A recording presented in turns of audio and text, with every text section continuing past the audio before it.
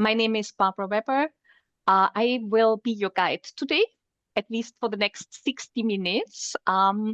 Let me first introduce our speaker to you, and then we will do some housekeeping before we jump into our topic.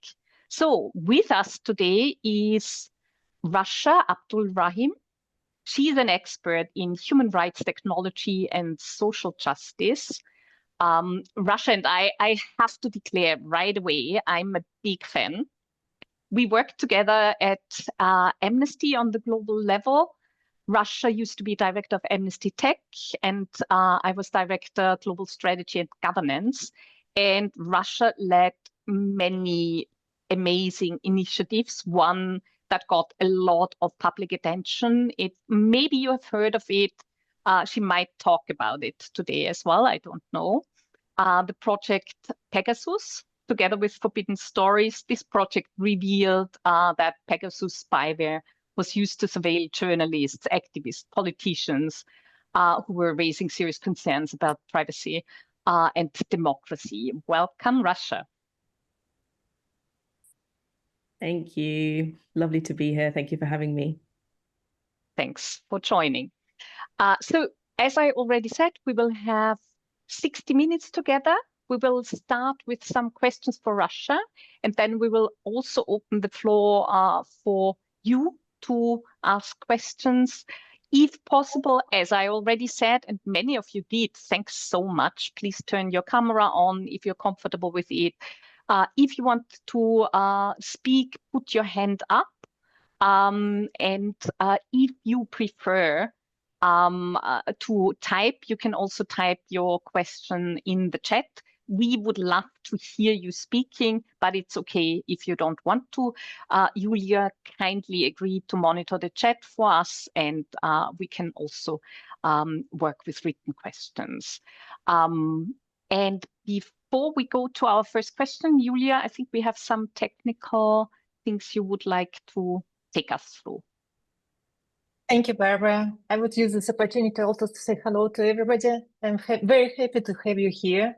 And from my side, just the two notes. First, that we record this meeting because we want to share this with other people who would visit our on the website or who were registered for this event. They would receive this copy of this record. And the second, please, if you're not talking, just mute yourself so that we can hear better the speakers. I guess it's enough. And yeah, let's have a good discussion.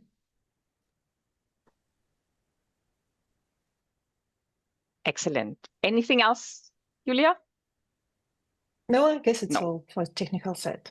If you have any questions, just write me in the chat. I will support you. Awesome. Thanks so much, Julia. So, as you know, the issue we would like to tackle today is like huge. And sorry to tell you right away, we will not solve it all. We will not cover it all. Intersection of human rights big tech requires to look at ethical challenges brought by big tech companies. I mean, look what's happening around the world. It's mind-blowing hard to get our heads around that and what it actually means for us. Technical advancements are really rapid and fast. So it heavily impacts a lot of our areas, from privacy, freedom of expression, equality, and many more. So we think it's vital for us, and many of us work in civil society organizations, that we actively engage. It's not for us to have simple, easy answers. Quite likely they are not there. Maybe Rasha has some of them. But it's not easy, but it's important, I think, that we find ways to join forces, think together, work together, and get our heads around all this in a way that we can, on the one hand side, use AI responsibly, and on the other side, also look at the bigger picture and see what we can do to actually protect human rights, work with tech companies in a meaningful way, actually influence and impact them. Really depending who we are, what we are, where we work for. So we will tackle the issue from many different angles and would like to involve you also in our thought process we want to start together with you today. Before I go to my first question for Russia, I would like to challenge you for a second and ask all of you actually, can you think about the last time you interacted with AI? For some, it's part of their job. For others, it's like, oh, have I done this actually? I'm not so sure about it. So I think we are in many, many different places. Maybe it was a chatbot, social media algorithm, facial recognition. Think about it if it made your life easier or if it raised concerns, just for a second.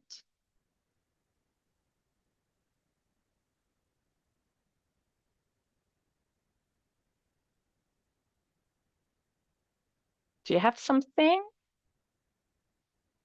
Do I see some people nodding?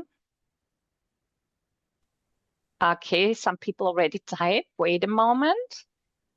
Okay, now take it a step further. Do you think AI helps us protecting human rights, or is it actually threatening human rights? Drop, and this is a big challenge, drop one word into the chat that describes how AI makes you feel. One word. How does it make you feel?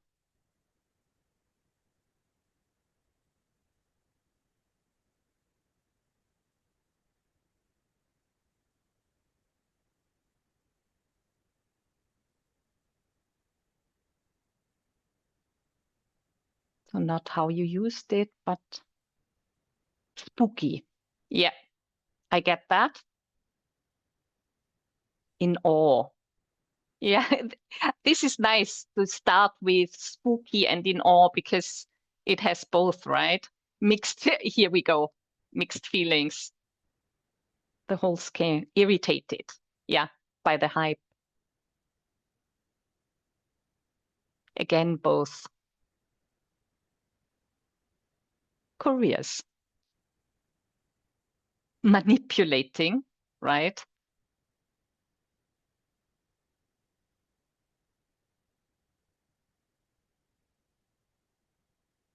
Helped. Mm-hmm.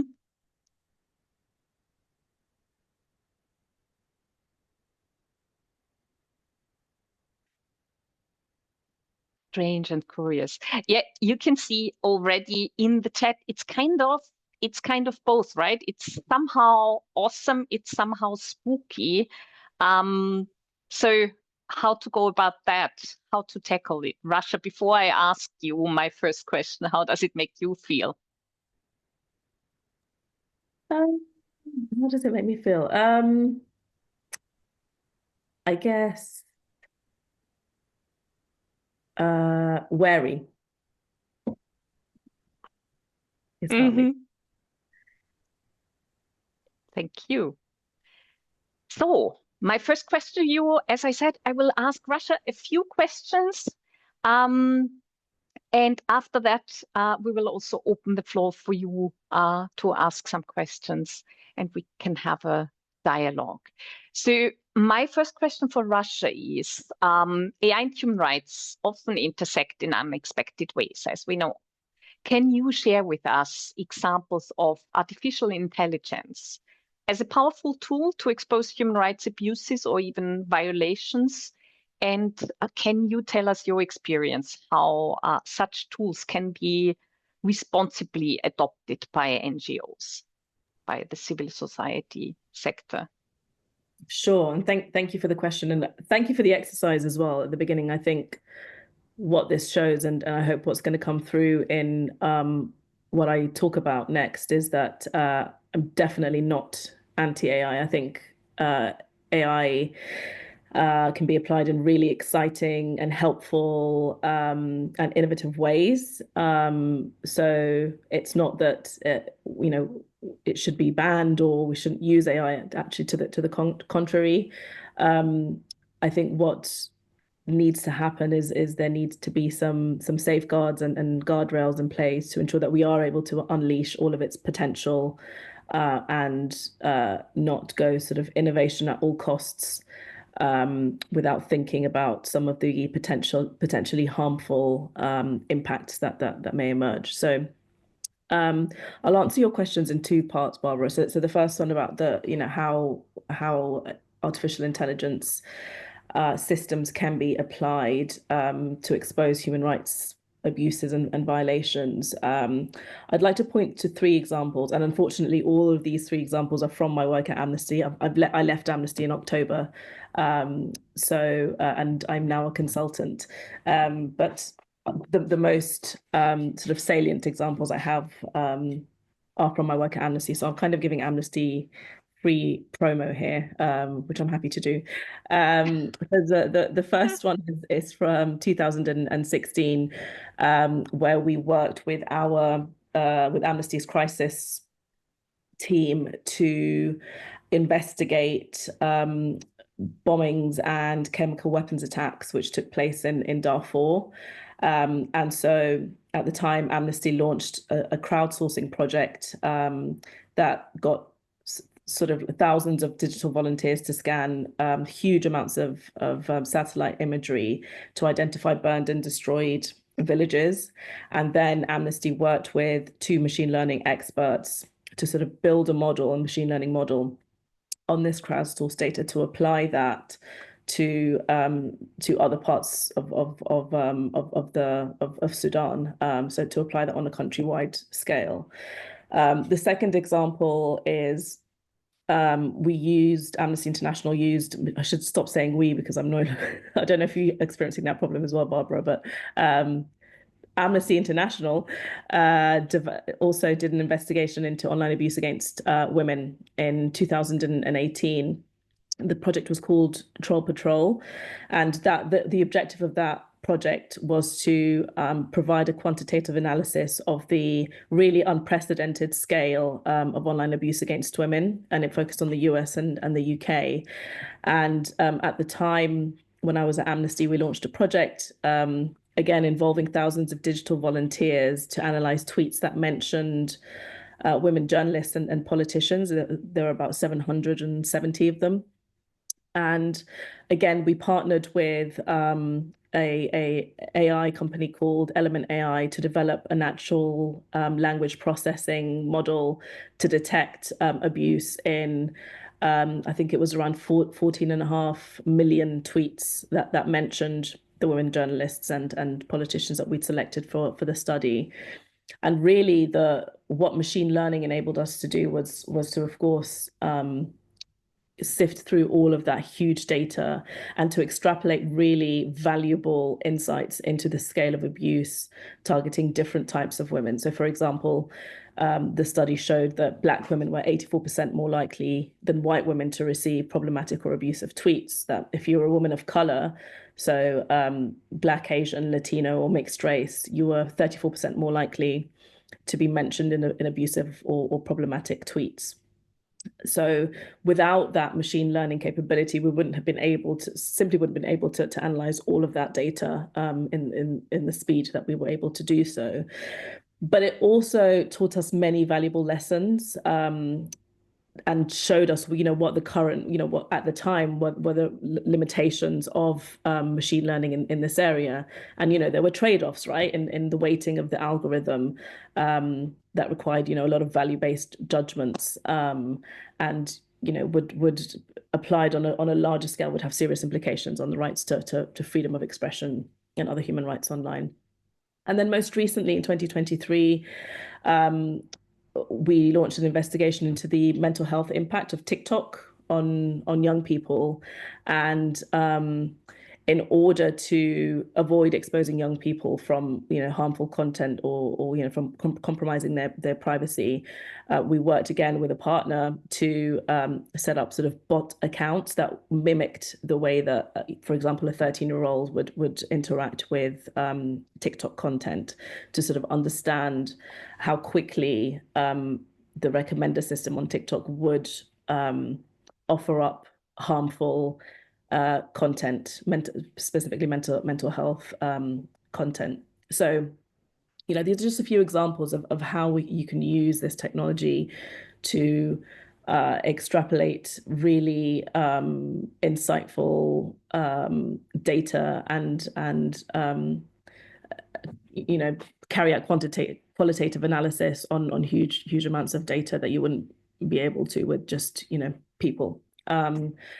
And so, coming to responsible use, I think if organizations are looking to adopt machine learning or other AI systems, generative AI or whatever it may be, then I think that decision needs to be firstly driven by two key pillars, which is firstly that there needs to really be a clear purpose and a value add to adopting the technology in the first place, and not just adopting it for the sake of adopting it just because it's it's sexy, it's everyone's doing it, so why don't we do it as well? I think that's when you kind of fall into the trap of not thinking through the objectives properly and not actually getting the most effective use out of the technology that you'd like to adopt. So it needs to be targeted, it needs to be strategic, there needs to be a clear purpose and value add.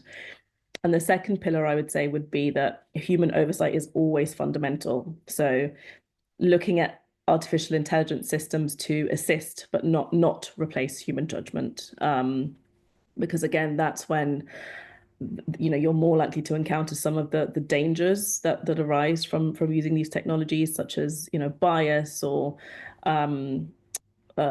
relying too much on the decisions that the AI proposes, instead of automation bias, basically, instead of actually interrogating some of those suggestions or decisions.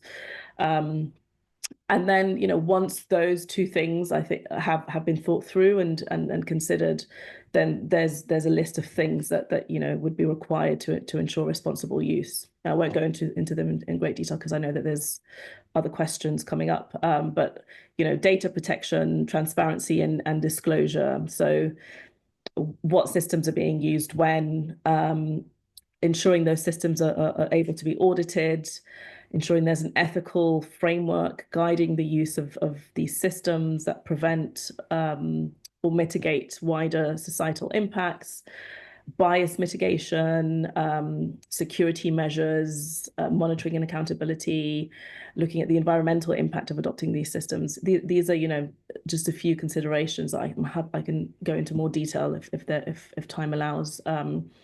That I think organizations would have to consider in order to do this in a proper and responsible way. Thanks a lot, Rasha. And for those who think, oh my God, it's just the big or whoever, it's only big organizations who can actually do things like that. We will try to also show how this can be used, how tools can be used by small or middle-sized organizations, as many of you don't work for huge international organizations. But we thought we would start with the big picture. So you just said it, AI as such, it's not good or bad, it's the use of it. So it needs regulation, it needs policy, it needs us to shape global norms. When I look around and look towards the future, well, some years ago, I would have said, okay, it's not easy, but come on, guys, we have done this before, we can do it. How can we collaborate as civil society and shape global norms, shape policies? Right now, I'm not even sure if this is a realistic question anymore. But anyways, I will ask you this question. How do you think in a world like this we can collaborate as civil society? And just contribute to shaping global norms, shaping policies to actually use AI responsibly based on human rights and justice? Or do you just say, Barbara, come on, ask another question? No, I think it's a very pertinent question to ask. And I'll just talk a little bit about the context that we find ourselves in now, which is extremely depressing and demoralizing. But I promise that I will end on a positive, slightly positive note, or hopeful note, not positive, hopeful. So the context, which I'm sure you're all aware of, and you will not have missed a lot of the really worrying developments that have happened since the beginning of the year. So what we've seen since the beginning of the year is that big tech companies' unchecked power over our lives, over our democracies, has just been laid to bear. The new tech oligarchy has been unmasked. Companies have shrugged off any pretense of operating in alignment with human rights or democratic values. And that's clearly been shown by several things. Zuckerberg announcing in January changes to Meta's policies, so scrapping fact checkers and allowing some really horrendous content to flourish against marginalized communities such as LGBTQI communities, trans communities, migrants, and although these don't apply in the EU, they're still extremely worrying, and content is borderless, and anybody is able to see it. Other changes: Nick Clegg, who used to be Meta's head of global affairs, was out. Joel Kaplan came in to replace him. For those who don't know, Kaplan was the deputy chief of staff to George W. Bush between 2006 and 2009. He was recruited by Meta in 2011, but he was managing American affairs at the time. But now, sort of this shift to global affairs shows a sort of rapprochement between Meta and the Republicans. There are reports that Google's going to follow suit as well and not implement fact-checking for search. TikTok thanked Trump for restoring its services earlier this year. Pretty much every single big tech company donated at least $1 million to the Trump inauguration. So there's a lot of unmasking that's happening, and tech companies are sort of just showing that they will align to whoever is in power. And of course, I can't not mention Elon Musk and the fact that he has an entire government department now.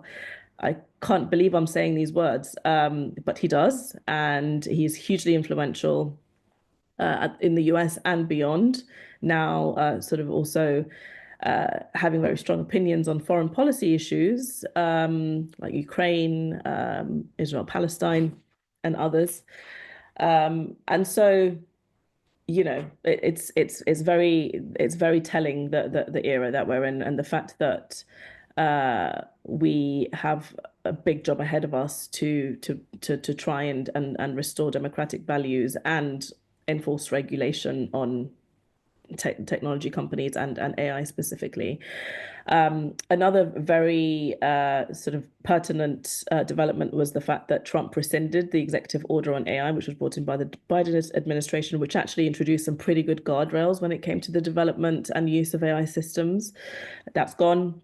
And there's huge $500 billion investment in Stargate, which seeks to build AI infrastructure in the US. So we are on the back foot when it comes to regulation. In the EU, obviously, we have the EU AI Act, which is the strongest. It's a landmark regulation, is the strongest that we have at the moment. But there is a huge fear in the EU now when it comes to enforcement of regulation. And in fact, there's a drive towards deregulation in some circumstances. So the EU recently withdrew plans for an e-privacy regulation and for an AI liability directive. And we also see, on the other hand, that the EU is investing hugely in AI efforts. So France announced at the AI Summit earlier this year 109 billion AI investment package, and the EU also announced a separate 200 billion euro investment for AI gigafactories. So I said I would end on a hopeful note. I think the hope comes from the EU. The EU has the strongest, most developed, most progressive regulatory tools at our disposal, and I think that's where we're going to see some hope. Although, as I say, the EU is very reticent to enforce because of fear of retaliation from the US, and the US has said that it's going to protect US companies. But I see also an opportunity as well. So for a very long time, the voice of global majority countries has been missing from the AI debate, from AI regulatory circles, and there is a big opportunity here for them to step in and sort of set the direction, set a different direction when it comes to AI regulation.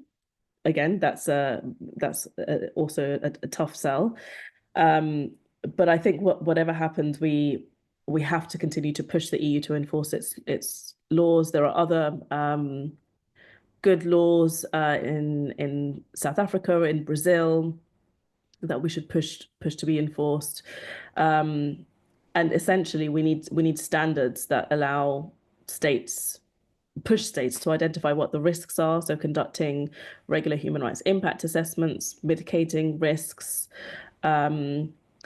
ensuring transparency and accountability in the use and development of AI systems, so making sure that there's independent analysis and oversight over the systems, that they're auditable, and are subject to meeting standards of accountability and transparency, and then ensuring that there's oversight as well, so creating mechanisms for independent oversight. So one mechanism that was proposed, this was a couple of years ago, so in end of 2023, was a sort of the establishment of an AI safety agency, like the Atomic Agency.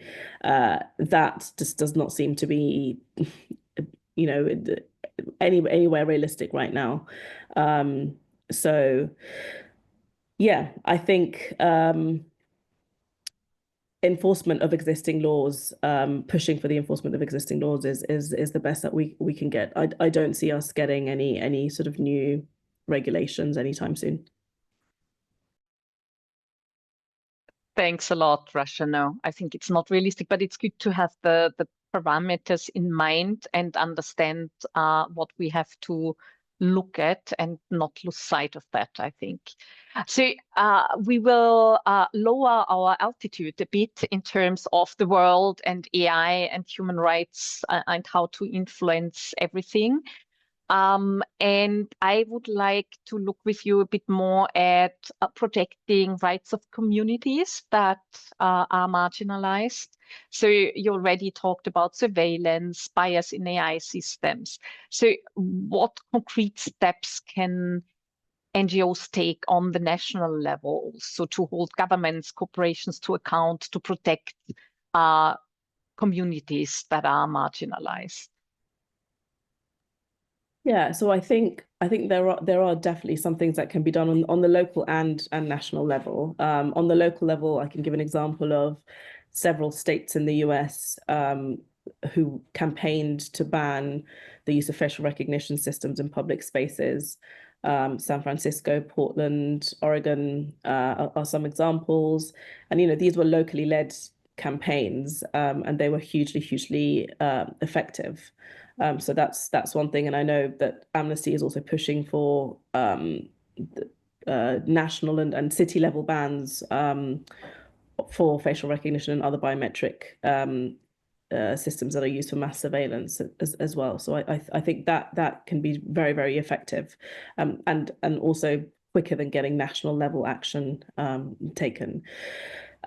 Second, as I said before, pushing for enforcement of existing laws. We've got to use the regulatory tools that are at our disposal. There's also tends to be, particularly in the EU, regulation fatigue. And so we've got to test what we have and enforce what we have to be able to recognize what the gaps are, to be able to then plug those gaps if we need to. But we do have to use the tools that we have right now.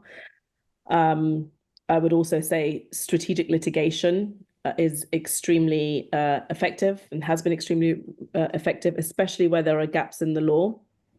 You can have case law that starts to shape other regulations as well. So, and supporting also communities through funding, especially affected communities, through funding to be able to pursue legal action, because taking legal action against big tech companies and even smaller companies that develop AI systems is extremely costly. It takes a lot of time, and NGOs the size of Amnesty struggle to take these kinds of to bring these kinds of litigations. So how would you expect individuals or smaller organizations to take these on? So I think we do need to be able to equip people with the tools, the knowledge, the money, essentially, to be able to pursue these cases. And I think just taking a step back and going to kind of the root of the problem, the fact that many of these systems are developed by predominantly privileged white people in Silicon Valley, without the involvement, without even thinking about how these technologies will affect marginalized communities. So ensuring that there's meaningful consultation and involvement of marginalized communities in the development and the rollout of these systems, because these are the people who are unfortunately disproportionately impacted by the abuses that come out of these systems. And I think also, continuing to expose the harms that we see from these systems. It's incredibly difficult to research because a lot of these technologies are proprietary. A lot of the time we don't know when they're being used. But there are ways to get around that. Freedom of information requests. There are incredible organizations doing research, investigative researchers, etc. So these are just some of the ways that we can hold them to account. Thanks a lot, Rasha. I have two more questions for you, and then I will open the floor for others. One is really on your own lessons learned. What can you share with us here that can help and guide other organizations in navigating the ethical dilemmas we all are facing related to AI when we do our work? So I think, as I said at the beginning, ensuring that you have that clear objective, clear purpose of why you want to introduce that technology in the first place, and ensuring that it's not replacing but assisting the humans. I would, the other things that I think I've learned is that it's really, really important to have a strong principles and a strong conceptual framework around your demands, right? And these need to be based in international law. The International Human Rights Framework already provides a very strong basis for regulation, and it's a universally applicable. It's enforceable. There's accountability mechanisms built into the International Human Rights Law Framework. I know that at the moment there's huge distrust and sort of dismissal of the effectiveness of the International Human Rights Law Framework. It's under attack, but it has some very strong universal principles. And although we see day in and day out that these principles are not universally applied, that's it's the sort of best we have at the moment. I would say also to ensure that any sort of, if we're making recommendations when it comes to the adoption of the development and adoption of AI technologies, to make sure that those recommendations are concrete and practical. So, we don't want to ban everything, and we don't want to ban the use of everything, because that's one, it's just not realistic. It's that, you know, the horse has bolted, has already bolted, but also it's not appropriate. Like, there are huge benefits to adopting AI technologies if it's done correctly.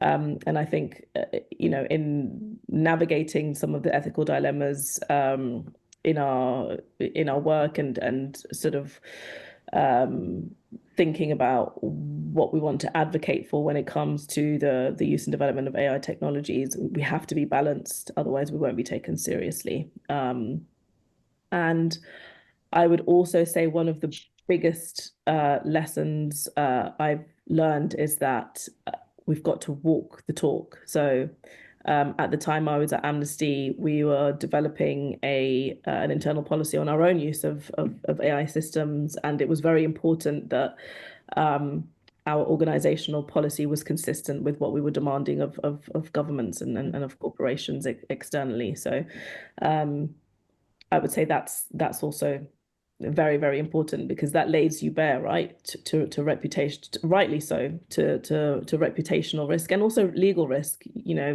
when looking to adopt these tools, you've got to ensure that you're respecting the law and the jurisdictions in which you operate. So yeah, I'll leave it at that because I'm conscious of time. Thanks a lot, Rasha. That's already very helpful. And I saw quite a few people smiling when you said walk the talk. Easy to say, hard to do sometimes. And in terms of frameworks and other things, I mean, there are also organizations like AI for NGOs who can help you with that. So you're not completely alone with this, and it's not just about big organizations. My last question to you, Rasha. So more concretely, I mean, many organizations face resource constraints. They operate on very tight budgets. So something like strategic litigation, this is far from the reality of many colleagues, I assume also here in this virtual room. So how can small or medium-sized organizations practically leverage AI technologies, but really in the day-to-day work? So I'm not talking Silicon Valley and how can we influence policies. I'm really talking day-to-day business. I go to work, I want to use it, but I don't want to compromise core values. I want to walk the talk and still stay within the capacities I have. What would you answer to that?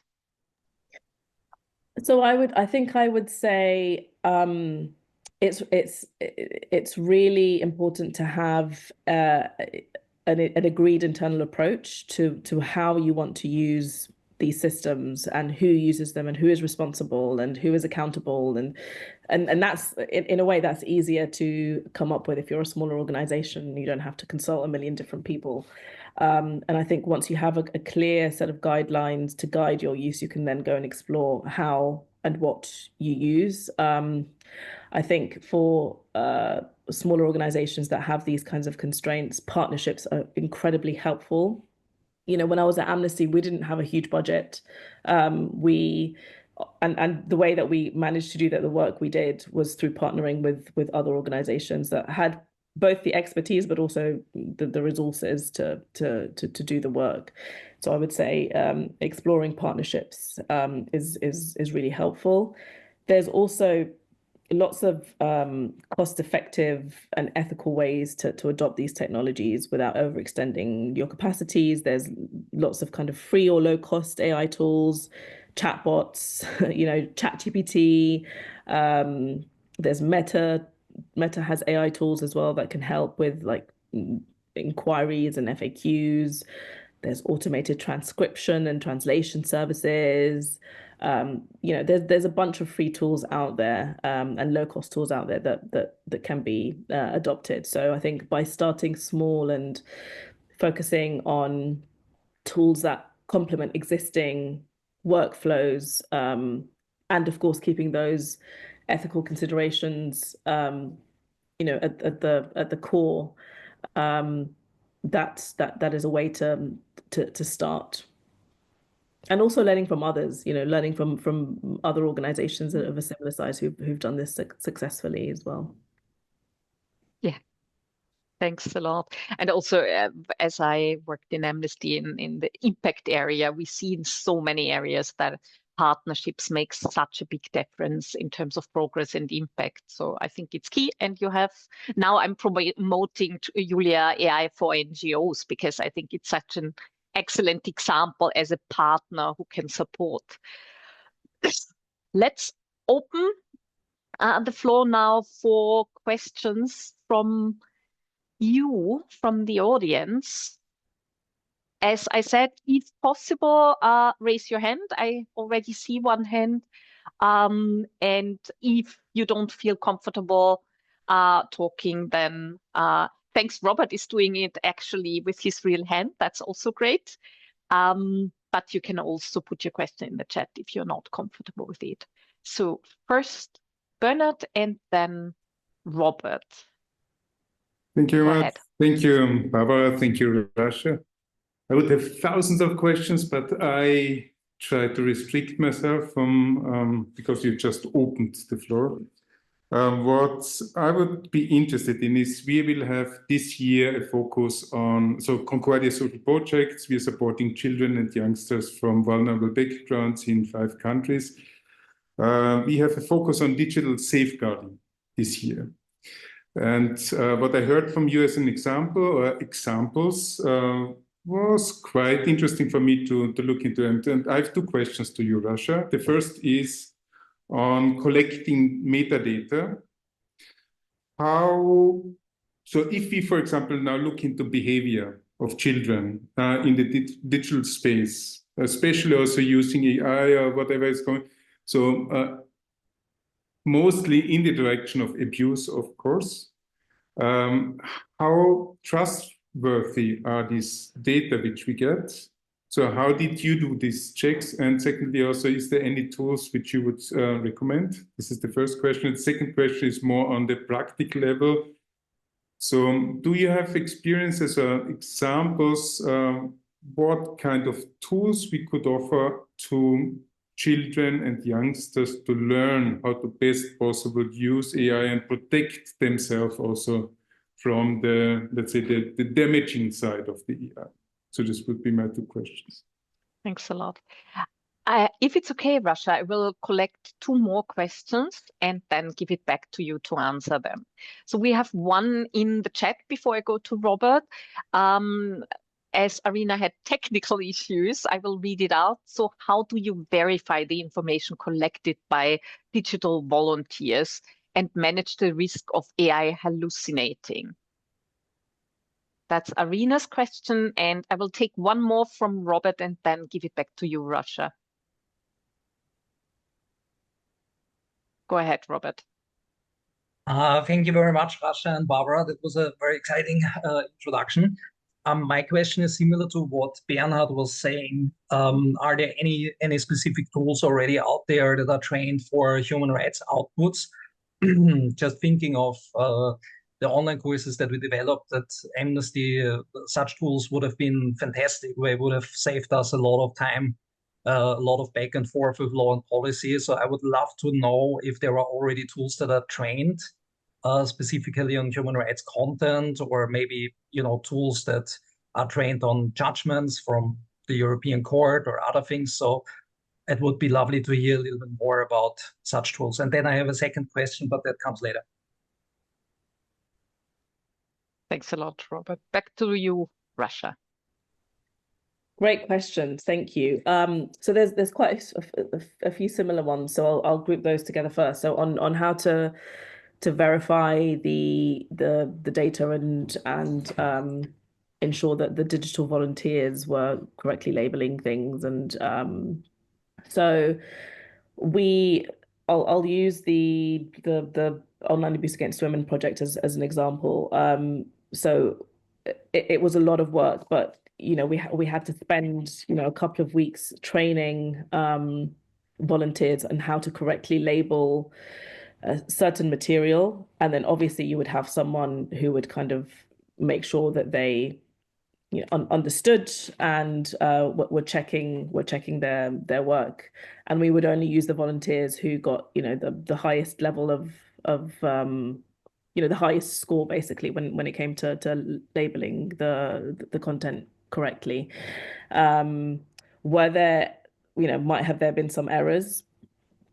Probably, but a lot of work and effort went into ensuring that they were trained properly, that their work was checked, and then that was then applied to the machine learning system. But as I said, the machine learning system was weighted. There's a trade-off, right? If you can weight it in a certain way to be able to catch all as much abusive content as possible, but then that would result in false positives. But on the other hand, if you weighted it in another direction to sort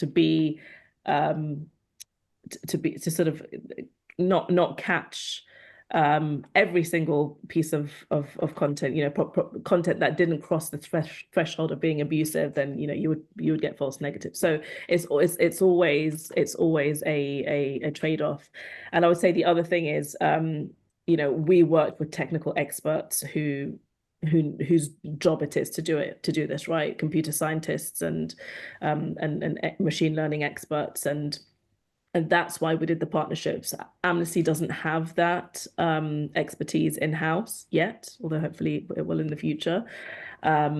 So that's how we made sure that we worked with the right people and we interrogated the results. And we also got our so the samples and the machine learning algorithms that we were using. We got them peer reviewed by other organizations and blind tested by other organizations to ensure that they were actually accurate. And Barbara mentioned the Pegasus project as well. This is slightly different, but in the Pegasus project, we had a bunch of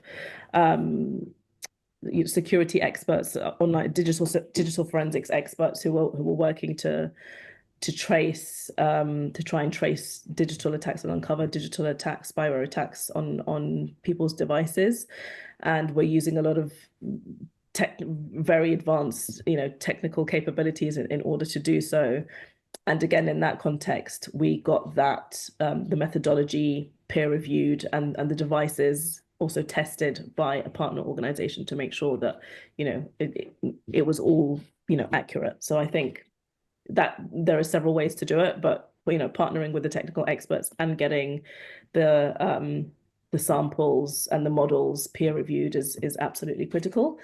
When it comes to what tools to recommend for children to protect themselves against AI systems or against other sort of online abuses, there's actually a human rights education course, again, by Amnesty International, that's available online, and it's free. That is available in different languages that anybody can access. So that's one. And then the second thing I would say is that, so now I'm currently leading another movement. It's called People versus Big Tech, and it's basically a movement of 140 organizations working to enforce EU regulation when it comes to digital rights. And we have a youth movement that's currently growing, and they will be developing also some content that will be made available later this year that people will be able to access. So there's quite a few things out there. Robert, your question on tools for human rights. Sorry, excuse my cat who just loves to come when I'm talking on when I'm talking on calls. I don't actually know. This is not my area of expertise, but there are people within Amnesty who would know, who work in the crisis unit, that I can put you in touch with the relevant people. And then there's also a center in Berkeley, the US university, who do a lot of use these tools in a lot of human rights research, and so they will know what tools are available. I'm sorry, I'm not the best person for this question. Thank you so much. Thanks a lot, Rasha. I know Robert had another question, but I would want to first see if anyone else wants to ask something. Does anyone else have a question? Bernard has millions of questions, but we would have time for one more round, like 3 more questions. Is there anyone else? Then Robert and Bernard and Arina. If not, Thank you, Barbara. I would jump in straight away if that's okay. go for it. Go for it. So I have one question that relates very much to how you seek, receive, and impart information, and more specifically to Google, because I have seen in my line of work, I'm at Human Rights Careers, search engine optimization is important, getting the content out to people is important. We are a very small team, but because we're good at search engine optimization, we manage to reach millions of people. And I see sweeping changes in the moment in the way how Google works. It's really it's apocalyptic for a lot of content creators, and I know that if we work in human rights, we're very often content creators. If we are in NGOs, we publish blog posts, we publish content on social media. So that's very important. In one hand, to get supporters on board, in the other hand, to get donations, in the other hand, to just also for corporates to monetize our contents. And I just wanted to ask if there is already a discussion going on to be a little bit more concrete. Google is now launching AI overviews, mostly in the US, but this is going to be rolled out everywhere. And what it does is taking the content from NGO websites, from entities like Human Rights Careers, from corporates, etc.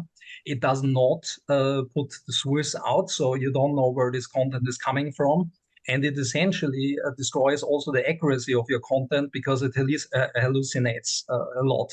So it's a very big problem because we put our resources and efforts into the content development, whether we be corporates or NGOs. But then Google is kind of the gatekeeper in between, produces inaccurate content, and are there already? I'm interested how others are tackling this. If others maybe in the group have similar issues, already feel that the change is really dramatic. I see tens of thousands of websites that are losing 90% of their traffic, 95% of the traffic, while Reddit is skyrocketing, and we know that Reddit has a contract with Google. So I will be interested in that.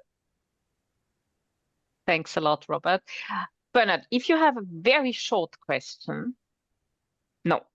Okay, it's fine. Then I give back to you, Rasha. And wait a moment. I have a question in the chat. As a small NGO, we have received the accusation that using AI to optimize our communication, proposal writing, etc., is unethical in itself, as it gives us undeserved edge over NGOs doing the groundwork manually.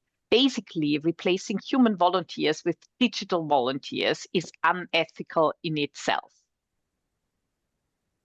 That's a big one, right? Rasha, go for it. And at the same time, as we only have a few minutes left, I would ask you to wrap up from your side. And if colleagues want to still comment in the chat, you're of course welcome to do that. Okay, 2 big questions. Yes. So, Robert, that's really interesting that you mentioned that. I don't know if you've seen. I'm going to post it in the chat. There's a campaign called Make It Fair. It's run by creatives, basically. So singers, news publishers, others that are sort of criticizing basically the way that the likes of OpenAI and Google are able to scrape all of this incredible data or these incredible outputs that people have painstakingly worked to produce to train the AI models, and they're not getting sort of any compensation or credit or anything for it. So I see there's a bit of a parallel here. I'm not aware of any sort of initiative to challenge that when it comes to NGOs, but others here may know more. And then the accusation about using AI to optimize our communication. I don't know if that's a fair accusation. You know, ChatGPT is available for anybody to use. It's free and it's highly effective. It's scarily effective, but of course, you know, it's not perfect, and no AI is perfect. So I would say, yeah, but yeah, replacing human volunteers with digital volunteers, yes, that is a really tricky situation. And you know, it goes back to my first point, you know, when you're looking to adopt these technologies to ensure that you're not replacing, they're not used to replace, but rather to enhance you know, people's jobs and get them to focus on more important things while using these technologies for sort of maybe less high stake tasks.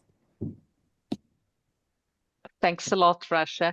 And I know Julia in AI for NGOs is also dealing with this when working with organizations, because of course people are scared because jobs have to change, they transform. They have to become something different, new maybe, and sometimes it might even replace certain jobs, and hopefully people can find new jobs. But it's huge and it's not easy to answer. But I know that Julia is also tackling this and dealing with this. No simple answers, but I'm sure as the time has run out, I can't ask you, Julia. But what I would ask you is just make sure people know how to get in touch with you and AI for NGOs, so that you can also support and guide colleagues to sources. You have tools you know about, and I see you nodding, so I know Julia will do that right away. As I said, 1 hour is not enough for that. I think we really started with the spooky and the awe of AI and human rights. We tackled like the importance of human oversight as a fundamental part, so that AI assists and does not replace human judgment. Despite the drive for deregulation, Russia's ask to still use what is out there. Go for transparency, accountability, a clear purpose why you want to introduce technologies, walk the talk, have a strong framework based on human rights laws, and AI for NGOs can support you with that. Now I feel like I'm promoting, you promoted Amnesty, I'm promoting now AI for NGOs. Partnerships crucial to actually tackle this huge issue. And last but not least, start small, as Rasha said, and learn from others as a very good advice for this overwhelming topic. With this, I would end this session. Would like to thank Rasha for your input and your insights into the work. It was really, really helpful. I see a thumbs up already. So if there are any other questions, just type them in the chat, or conclusions you have yourself. I saw some doing this already. Thanks a lot, Julia, for giving us the opportunity to have this conversation, and have a wonderful start or rest of the day, depending where you are at. Thanks a lot for joining this call. Thank you. Thanks. Bye, Thank everyone. you very much. Well, thanks, Julia. Bye. Thank Thank you. you. Bye-bye.